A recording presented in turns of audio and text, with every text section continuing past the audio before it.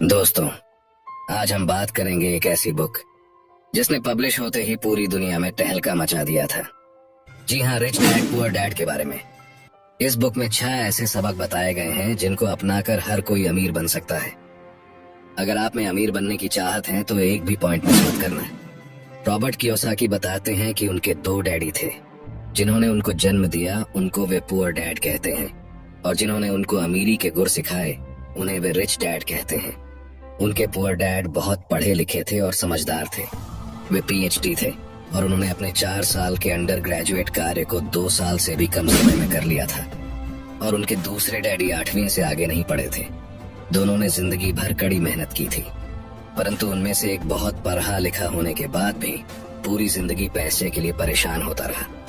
इतना पढ़ा लिखा होने के बावजूद भी वो अपने पीछे कर्ज छोड़कर मरा, जबकि दूसरा सिर्फ 8वीं तक पढ़ने के बावजूद अमेरिका के हवाई राज्य के सबसे अमीर व्यक्तियों में से एक बन गया, और मरने पर उसके परिवार को, चर्च को और जरूरतमंदों को करोड़ों डॉलर की दौलत देकर गया। ऐसा क्यों हुआ होगा? क्योंकि दोनों डैडियों की पैसे के बारे में सोच अलग अलग थी। वो कैसे? चलो देखते हैं। पढ़े लिखे डैडी कहते थे पैसे का मोह ही सभी बुराइयों की जड़ है, जबकि दूसरे डैडी कहा करते थे पैसे की कमी ही सभी बुराइयों की जड़ है। एक डैडी को यह कहने की आदत थी, मैं इसे नहीं खरीद सकता। दूसरे डैडी इन शब्दों के इस्तेमाल से चिढ़ते थे। वे जोर देकर कहा करते थे कि मुझे इसके बजाय यह कहना चाहिए, मैं इसे कैसे खरीद सकता हूँ। पहला वाक्य नकारात्मक है और दूसरा प्रश्नवाचक। एक में बात खत्म हो जाती है और दूसरे में आप सोचने के लिए मजबूर हो जाते हैं। जब हम कहते हैं मैं इसे नहीं खरीद सकता, तो हमारा दिमाग काम करना बंद कर देता है। इसके बजाय जब हम ये सवाल पूछते हैं मैं इसे कैसे खरीद सकता हूँ, तो हमारा दिमाग काम करने लगता है। मेरे दोनों डैडियों की विचारधारा में जमीन आसमान का अंतर था।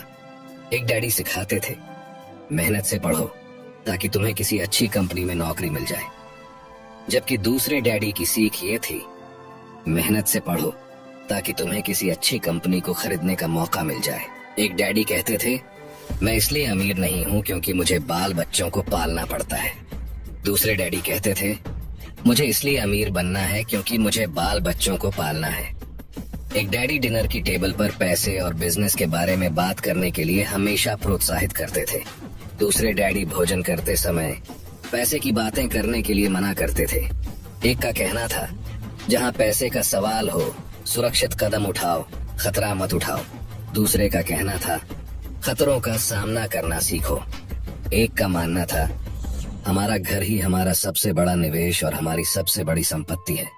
दूसरे का मानना था मेरा घर मेरा दायित्व है, और अगर आपका घर आपकी नजर में आपका सबसे बड़ा निवेश है तो आप गलत हैं। दोनों ही अपने बिल समय पर चुकाते थे, परंतु उनमें से एक सबसे पहले अपने बिल चुकाता था, जबकि दूसरा सबसे आखिर में। एक डैडी ने मुझे बताया कि अच्छी नौकरी तलाशने के लिए अच्छा सा बायोडाटा कैसे लिखा जाए, जबकि दूसरे ने मुझे यह सिखाया कि कैसे मजबूत व्यावसायिक और वित्तीय योजनाएं लिखी जाए जिससे मैं नौकरियां दे सकूं। बचपन में ही मैं ये समझ गया था कि हमें अपने विचारों पर ध्यान देना चाहिए। मैंने देखा कि मेरे गरीब डैडी इसलिए गरीब नहीं थे क्योंकि वे कम कमाते थे, बल्कि इसलिए गरीब थे क्योंकि उनके विचार और काम गरीबों की तरह थे। अमीर डैडी के साथ में जब रॉबर्ट की शिक्षा शुरू हुई तब वे केवल 9 साल के थे। रिच डैड ने उनको 30 सालों तक कुल 6 महत्वपूर्ण सबक सिखाए, और यह पुस्तक उन्हीं 6 महत्वपूर्ण सबकों के बारे में है। और अब मैं आपको वही 6 महत्वपूर्ण सबक बताऊंगा जिनकी बदौलत रॉबर्ट के डैडी अमीर बन गए और रॉबर्ट भी। तो इन 6 पॉइंट्स को ध्यान से सुनना और एक भी पॉइंट मिस मत करना। सबक नंबर 1, अमीर लोग पैसे के लिए काम नहीं करते, बल्कि पैसा उनके लिए काम करता है। गरीब और मध्य वर्गीय लोग पैसे के लिए काम करते हैं, अमीरों के लिए पैसा काम करता है। जी हाँ, आपने बिल्कुल सही सुना। कोई भी अमीर इंसान पैसों के लिए काम नहीं करता, बल्कि वो कुछ ऐसा करते हैं कि पैसा ही उनके लिए काम करने लगता है। एक गरीब और मिडिल क्लास आदमी रैट रेस में फंस जाता है और उसमें से कभी बाहर नहीं आ पाता। अब रैट रेस होता क्या है, पहले हमें यही समझना पड़ेगा। रॉबर्ट कहते हैं कि जब भी किसी गरीब आदमी को या किसी मिडिल क्लास आदमी को नौकरी मिलती है तो वो तुरंत अगले महीने से ही अपने लिए कुछ नई चीज खरीदने के लिए बेताब हो जाता है। वह अपने लिए महंगी महंगी ऐशो आराम की चीजें खरीद लेता है। महंगे कपड़े, महंगे जूते, महंगा फोन, महंगा लैपटॉप और बढ़िया सी कार। और फिर शुरू हो जाता है ईएमआई का ट्रैप। ऐसे ईएमआई जो सालों साल तक देने पड़ते हैं, जिससे वह बाहर कभी नहीं निकल पाता। उसे हर महीने अपने ईएमआई देने होते हैं। अगर वह एक महीने के लिए भी काम पर नहीं जाएगा तो उसके मन में डर बैठ जाता है कि वह कैसे अपने ईएमआई भर पाएगा और कैसे अपना कर्ज उतर पाएगा। कहीं बैंक वाले उसकी कार उठाकर ना ले जाए। अगर ऐसा हुआ तो उसकी समाज में क्या इज्जत रह जाएगी। वह सुबह उठता है, काम पर जाता है, शाम को लौटता है, सुबह उठता है, काम पर जाता है और शाम को वापस लौटता है, और महीना पूरा होने पर अपना पगार लेता है और ईएमआई भर देता है। यही सिस्टम हर दिन हर महीने चलता रहता है और इस लंबे ट्रैप में वह इस कदर फंस जाता है कि इस ट्रैप से वह कभी बाहर निकल ही नहीं पाता। इसे ही रॉबर्ट ने रैट रेस कहा है। अगर आपको चूहा दौड़ से बाहर निकलना है तो आपको पैसे के लिए काम करना छोड़ना पड़ेगा और पैसे को आपके लिए काम करवाना पड़ेगा, तभी आप चूहा दौड़ से बाहर निकल सकते हैं। अमीर इंसान पैसों के लिए काम नहीं करता, बल्कि वो कुछ ऐसा करता है कि पैसा ही उनके लिए काम करने लगता है। लेकिन कैसे, वो अब आने वाले कुछ पॉइंट्स में देखेंगे। वीडियो में बने रहिए और अंत तक देखते रहिए, क्योंकि आने वाले पॉइंट्स बहुत ही इंटरेस्टिंग होने वाले हैं। सबक नंबर 2, पैसे की समझ क्यों सिखाई जानी चाहिए। ज्यादातर लोग जिंदगी भर यह नहीं समझ पाते कि असल बात यह नहीं है कि आप कितना पैसा कमा पाते हैं, बल्कि यह है कि आप कितना पैसा बचा पाते हैं। आपने लॉटरी जीतने वाले उन गरीब लोगों की कहानियां सुनी होगी जो अचानक अमीर बन जाते हैं, पर कुछ समय बाद वे फिर से गरीब हो जाते हैं। ये लोग लाखों करोड़ों जीतते हैं, फिर भी वे लौटकर वहीं आ जाते हैं जहां से उन्होंने शुरू की थी। आपने उन व्यावसायिक एथलीट्स की कहानियां भी पढ़ी होंगी जो 24 साल की उम्र में हर साल करोड़ों डॉलर कमाते हैं और 34 साल की उम्र में उन्हें पुल के नीचे सोना पड़ता है। इसका क्या कारण है? इसका एक ही कारण है कि उनके अंदर पैसे की समझ ही नहीं थी। लंबे समय में यह महत्वपूर्ण नहीं है कि आपने कितना पैसा कमाया, बल्कि महत्वपूर्ण यह है कि आपने कितना पैसा बचाया और आपने कितनी पीढ़ियों तक उस पैसे को सहेजा। मेरे अमीर डैडी ने मुझसे बचपन में कहा था, अगर तुम अमीर बनना चाहते हो तो तुम्हारे पास पैसे की समझ होनी चाहिए। पैसे की समझ विकसित करने के लिए आपको संपत्ति और दायित्व का अंतर पता होना चाहिए और हमेशा संपत्ति ही खरीदनी चाहिए। अगर आप अमीर बनना चाहते हैं तो आपको बस इतना ही जानने की जरूरत है। यही पहला और आखिरी नियम है, यही इकलौता नियम है। ये बहुत आसान लगता है, परंतु ज्यादातर लोगों को यह पता ही नहीं है कि यह नियम कितना महत्वपूर्ण है। ज्यादातर लोग पैसे की समस्याओं में सिर्फ इसलिए उलझे रहते हैं क्योंकि उन्हें यह पता ही नहीं होता कि संपत्ति और दायित्व में क्या फर्क होता है। अमीर लोग संपत्ति इकट्ठी करते हैं, गरीब और मध्य वर्गीय लोग दायित्व इकट्ठे करते हैं। और मजे की बात यह है कि उन लोगों को यह लगता है कि वे संपत्ति इकट्ठी कर रहे हैं। अगर ये इतना आसान है तो फिर हर आदमी अमीर क्यों नहीं बन जाता? क्योंकि लोग संपत्ति और दायित्व में फर्क नहीं कर पाते। तो संपत्ति और दायित्व में क्या फर्क होता है? संपत्ति वह चीज है जो आपकी जेब में पैसे डालती है, दायित्व वह चीज है जो आपकी जेब से पैसे निकालती है। दोबारा से कान खोलकर फिर से सुन लीजिए, क्योंकि ये लाइन बहुत इंपॉर्टेंट है। संपत्ति वह चीज है जो आपकी जेब में पैसे डालती है, दायित्व वह चीज है जो आपकी जेब से पैसे निकालती है। वास्तव में आपको इतना ही जानने की जरूरत है। अगर आप अमीर बनना चाहते हैं तो आप जिंदगी भर संपत्ति खरीदते रहिए। अगर आप गरीब या मध्य वर्गीय आदमी बनना चाहते हैं तो आप दायित्व खरीदते रहिए। इनके बीच के फर्क को न जानने से ज्यादातर लोग जीवन भर पैसे की तंगी से परेशान रहते हैं। इसे एक एग्जाम्पल से समझते हैं। सुरेश और रमेश दोनों को एक साथ ही नौकरी लग जाती है। कुछ समय बाद दोनों 10-10 लाख रुपयों की इन्वेस्टमेंट करते हैं। सुरेश अपने लिए 10 लाख की कार खरीदता है क्योंकि उसे ऐशे आराम की जिंदगी जीना पसंद है, और रमेश 10 लाख की जमीन खरीदता है। शुरुआत में सुरेश बहुत खुश होता है कि वह कार में घूम रहा है और रमेश आज भी बस में धक्के खा रहा है। लेकिन 5 साल का समय बीतने के बाद रमेश के 10 लाख के प्लॉट की कीमत डबल मतलब 20 लाख हो जाती है और सुरेश के कार की कीमत आधे से भी कम हो जाती है। सुरेश अपने प्लॉट को 20 लाख में बेच देता है और एक ऐसी नई प्रॉपर्टी ढूंढता है जहां मालिक अर्जेंट प्रॉपर्टी बेचना चाहता हो। अर्जेंट बेचने के चक्कर में थोड़ा सस्ते में भी बेचने के लिए तैयार होता है। रमेश को 25 लाख की प्रॉपर्टी 20 लाख में ही मिल जाती है। रमेश वह प्रॉपर्टी खरीद लेता है, फिर से 5 साल तक अपने पास रखता है। 5 सालों के बाद वही प्रॉपर्टी को 50 लाख में बेच देता है। अब वह फिर से ऐसे मालिक की तलाश करता है जो अर्जेंसी में अपनी प्रॉपर्टी बेचना चाहता है। वह फिर से ऐसे मालिक को ढूंढने में कामयाब रहता है और 60 लाख की प्रॉपर्टी को 50 लाख में ही खरीद लेता है और फिर से 5 साल तक इंतजार करता है।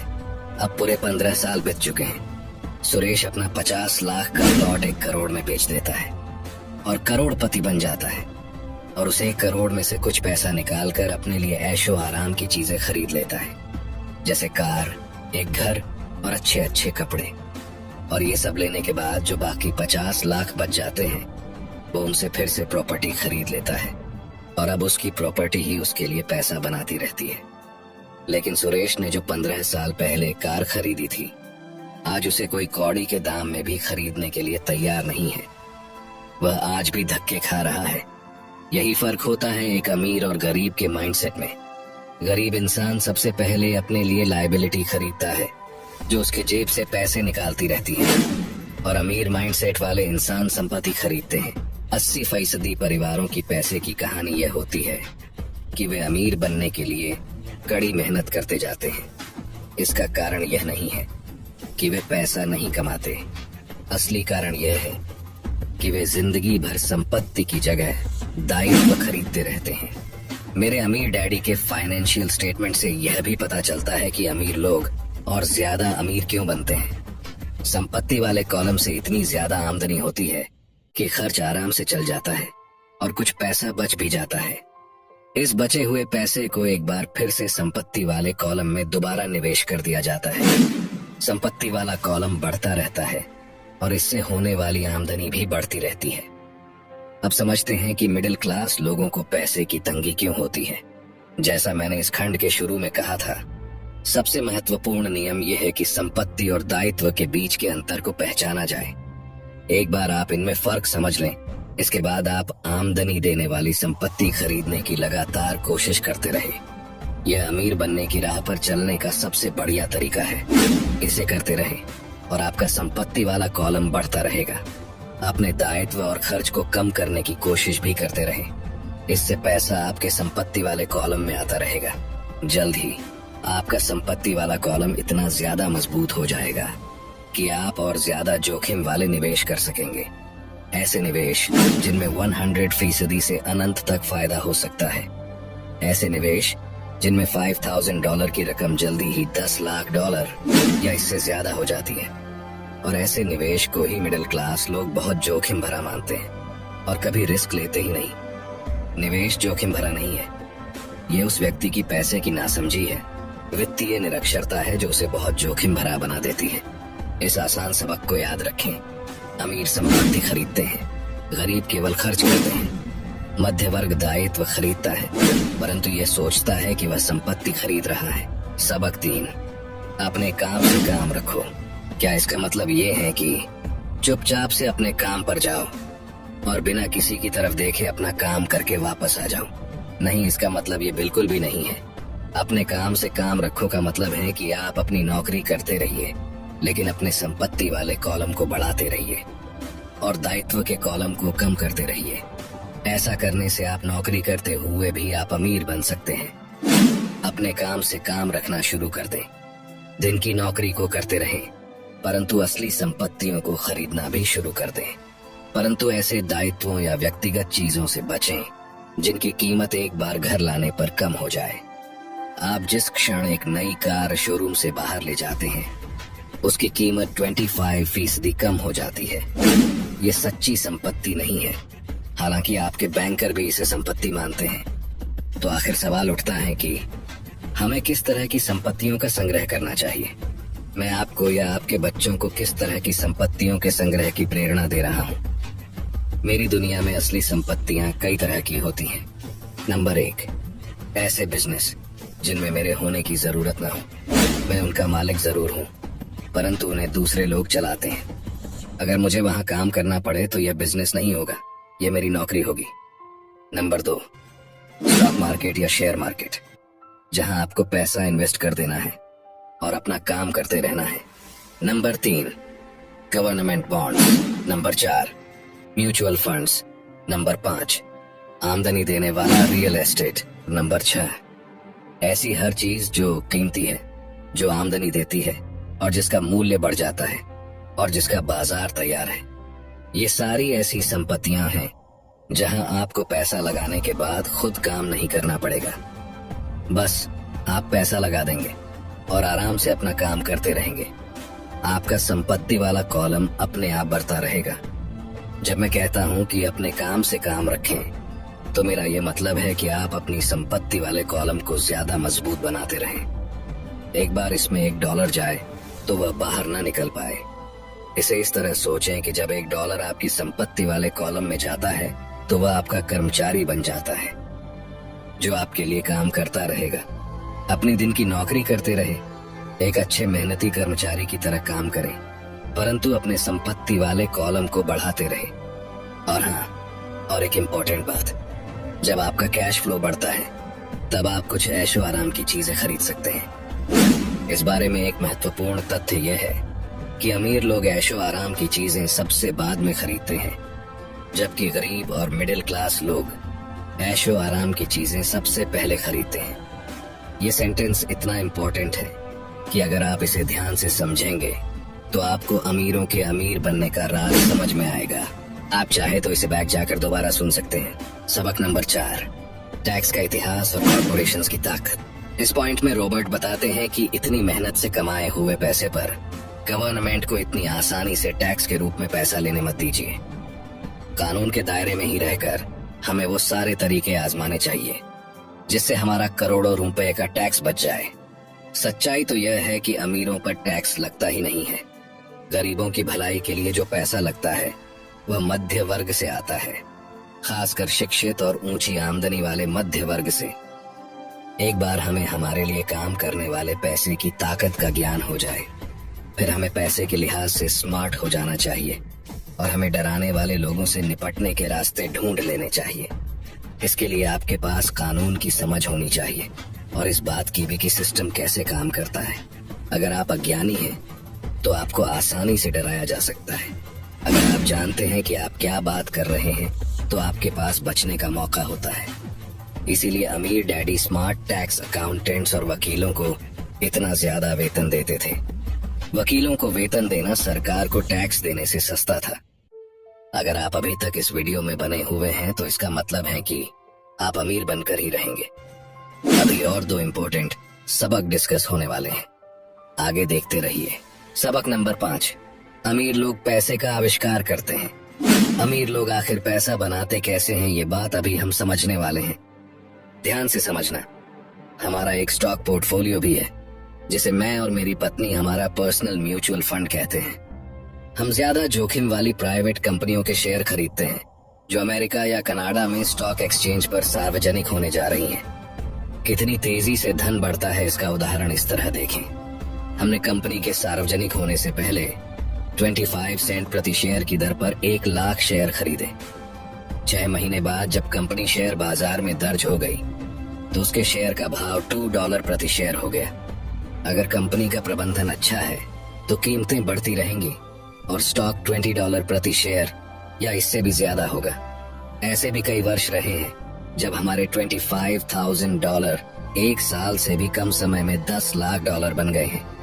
यह जुआ नहीं है अगर आप जानते हैं कि आप क्या कर रहे हैं। यह जुआ तब होता है अगर आप सौदे में अपना पैसा फेंक रहे हैं और भगवान से सफल होने की दुआ कर रहे हैं। आपको अपने तकनीकी ज्ञान, बुद्धि और खेल के प्रति प्रेम की जरूरत होगी ताकि जोखिम कम से कम रहे।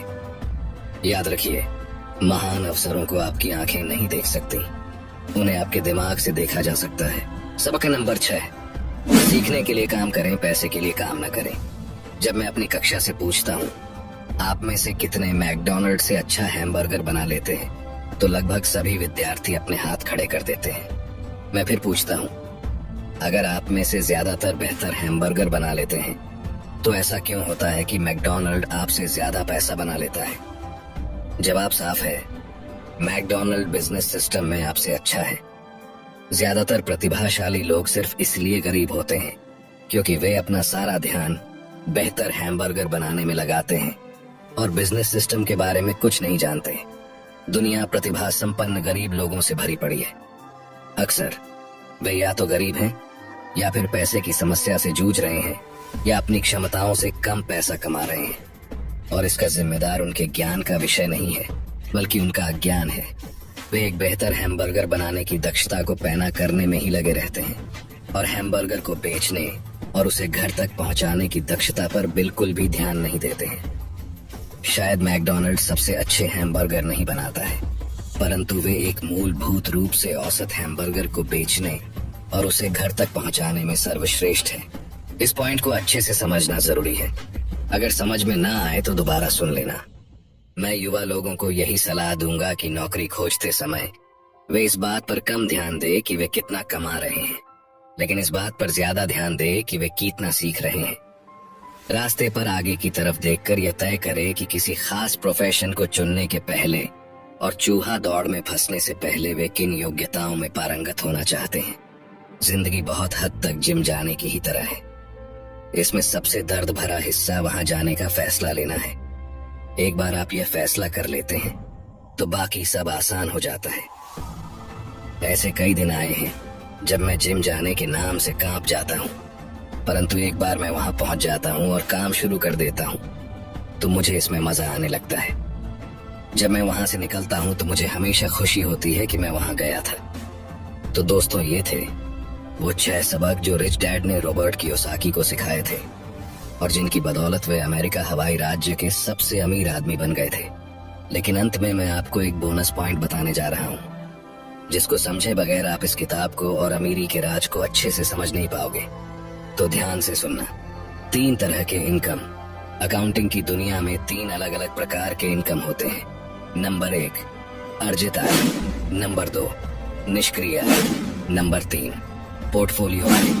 जब मेरे असली डैडी ने मुझसे कहा था स्कूल जाओ, अच्छे नंबर लाओ और एक सुरक्षित नौकरी खोजो, तो वे मुझे यह सुझाव दे रहे थे कि मैं अर्जित आय के लिए काम करूं। जब मेरे अमीर डैडी ने कहा अमीर लोग पैसे के लिए काम नहीं करते, वे पैसे से अपने लिए काम करवाते हैं, तो वे निष्क्रिय आय और पोर्टफोलियो आय के बारे में बात कर रहे थे।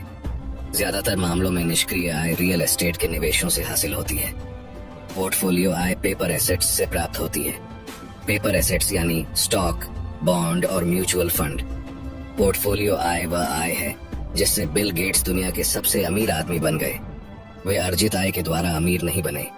अमीर डैडी कहा करते थे अमीर बनने की कुंजी है अर्जित आय को निष्क्रिय आय और पोर्टफोलियो आय में जितनी जल्दी संभव हो सके बदलने की योग्यता। इस लाइन को भी दोबारा सुन लेना। वे कहते थे अर्जित आय पर टैक्स सबसे ज्यादा लगता है, सबसे कम टैक्स निष्क्रिय आय पर लगता है।